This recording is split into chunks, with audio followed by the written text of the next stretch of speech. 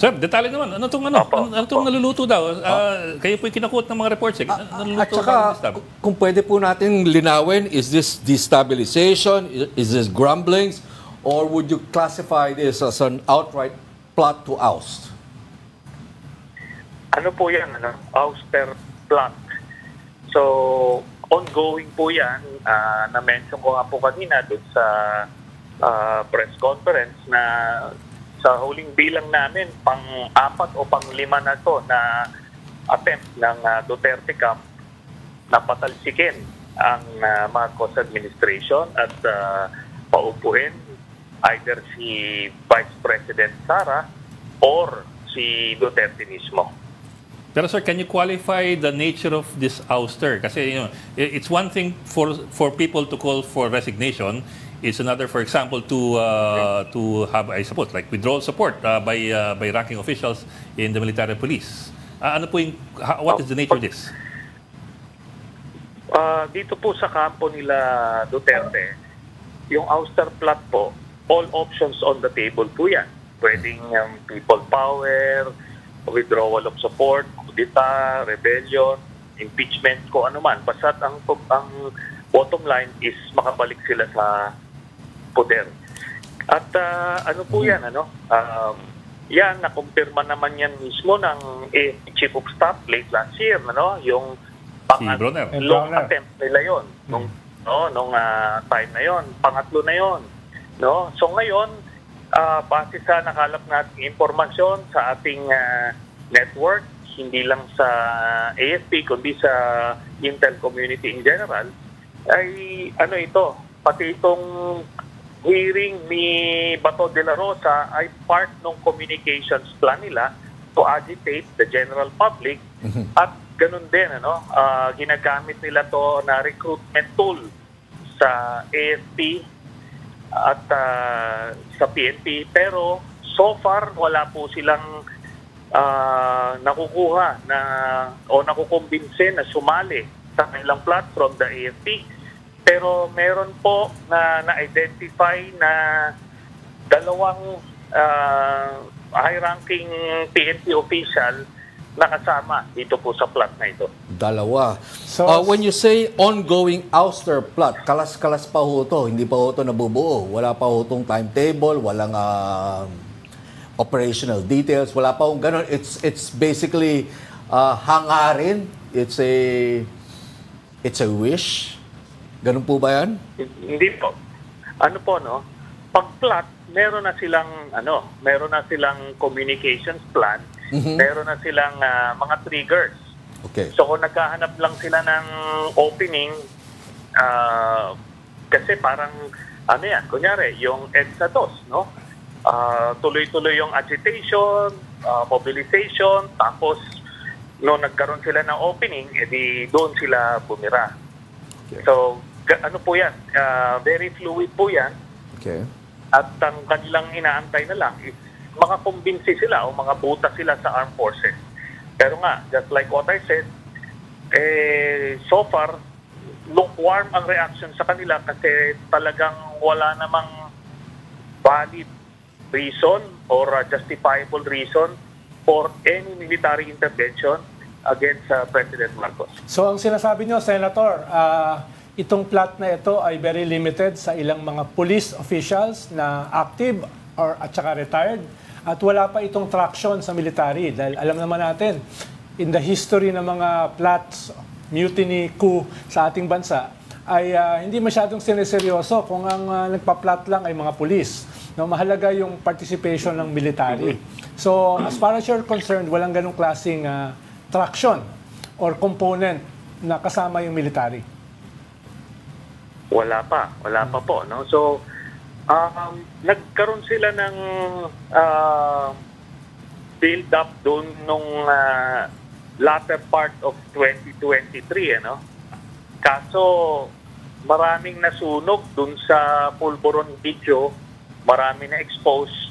Tapos yun na nga, kumalat sa ranks ng mga retirees na pwede silang ma-court martial kahit sila ay retired at pwede ma-forfeit yung kanilang mga benefits Kaya medyo naglaylo yung ingay doon, no?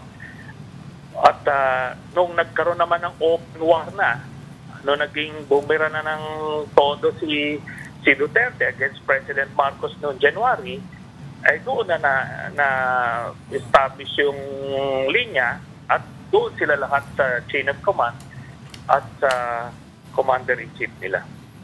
Sir, I do So, remember... Senator, kumusta ngayon yung mga retired military? Hanggang ngayon ba, are they, ang balita nyo, are they supporting kahit tacitly yung mga retired military? Yung mga retired military na mga Duterte, naglaylo na sila dahil po doon sa nung kumalat yung impormasyon na pwede silang makasuhan. In fact, merong isang nakasuhan na retired general ng cyber libel, no? At inaano na ngayon, pinoproseso din yung possible forfeiture ng kanyang retirement benefits kasi nakasaad po yan sa isang presidential decree na kahit retired ka na sa armed forces ay covered ka pa rin ng court-martial at ang penalty dito ay pwede ma-forfeit yung retirement benefit. Senator, dinideny ng PNP ang story niya about the destabilization. What can you say about that?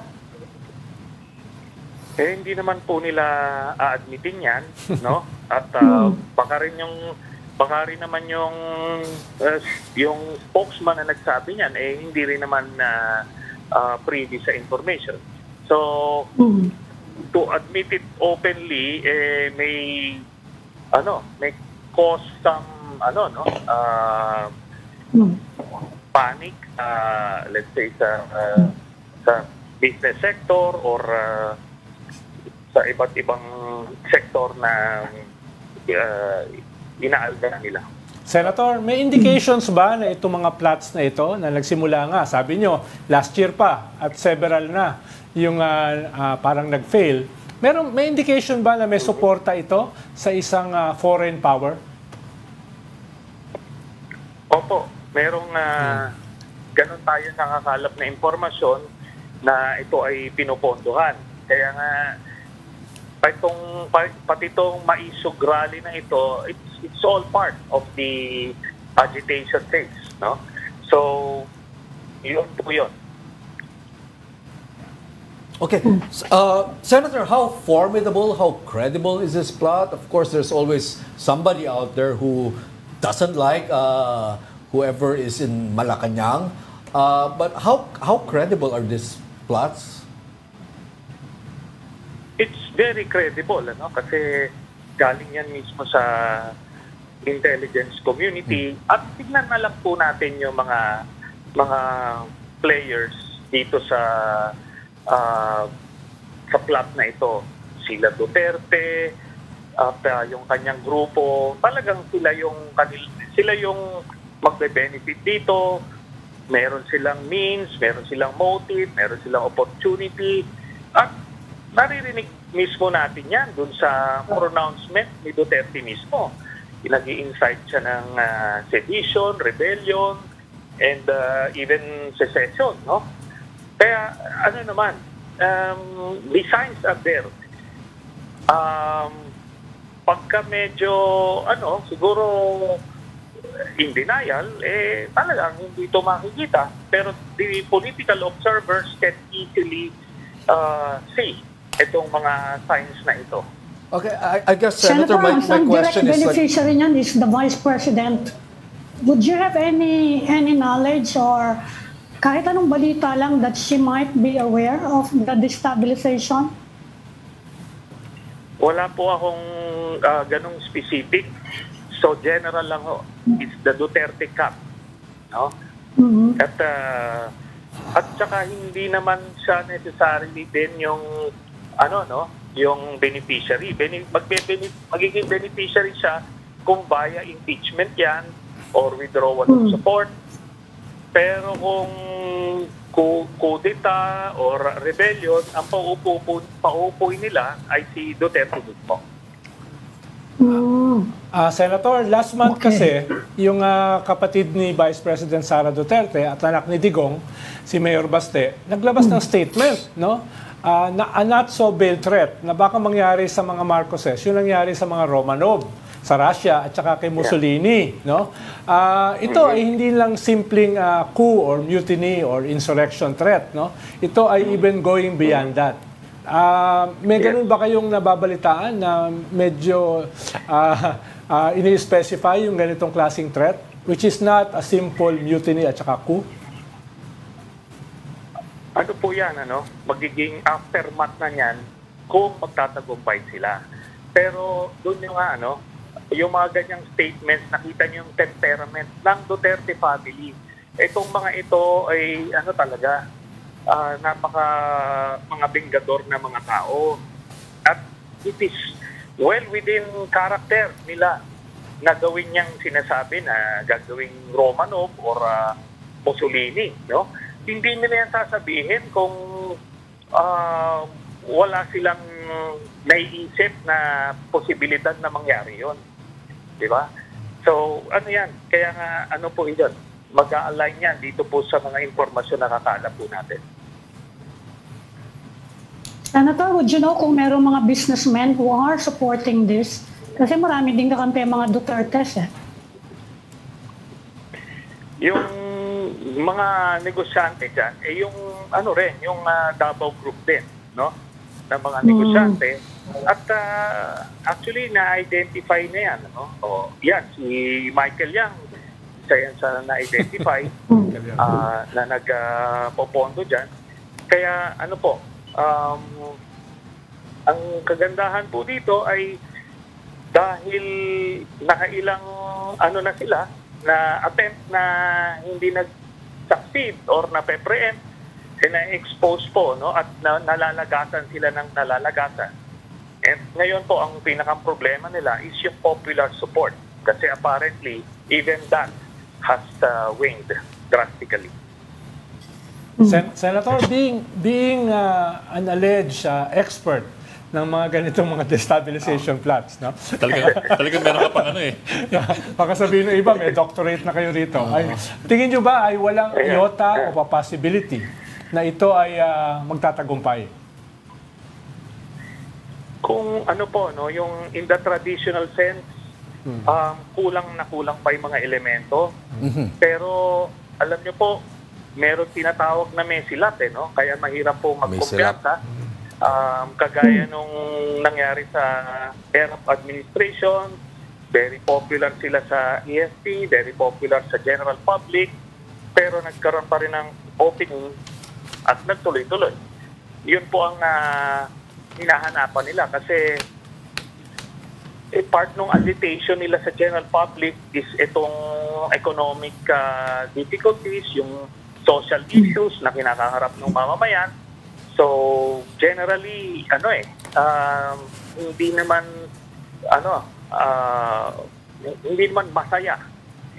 Kumbaga merong paghihirap na nangyayari sa publiko, no?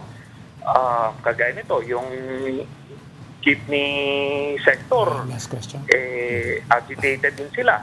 Itong mga consumers, kinakaharap nila yung inflationary prices. Yung mga ganon, yung general mood na yan, pwedeng sasamahan lang nila ng isang explosive political issue. Who knows, baka sila doon at ma-agitate nila yung taong bayan. And pagka nangyari yun, susunod na yung mga elemento ng military. So, just like what happened noong 1986 tsaka noong 2001. Kaya yun yung mga elemento na ino-hope ng Duterte administration na makuha. Kaya nga itong panibagong ano ba to? For that matter, rehashed na issue na itong drugs. Yung kay Morales na sa PDEA. Yan, no? Parang masyadong pinipilit, And in fact, yung motu proprio investigation nga, ginagamit lang yan pagka talagang emergency situations or yung national importance na hindi ka na makapag-antay ng magawa mo yung preliminary vetting, research, investigation, tapos magpa-file ka ng resolution, antayin mo yung bill, yung resolution ma-refer doon sa committee mo bago ka magkakandak ng ano. So ito, shortcut ito ni Bato na parang napaka-importante nung ilalabas niya. Di ba? Kaso, wala naman, ano? Pero kailangan niyang gawin kasi nga part ng kanilang timeline at doon sa communications plan at doon sa kanilang political build-up. Okay, thank you for joining the StoryCon, former Senator Sonny Trillanes. Maraming salamat po. Thank you, Maraming Senator. salamat, Senator. Thank you, sir.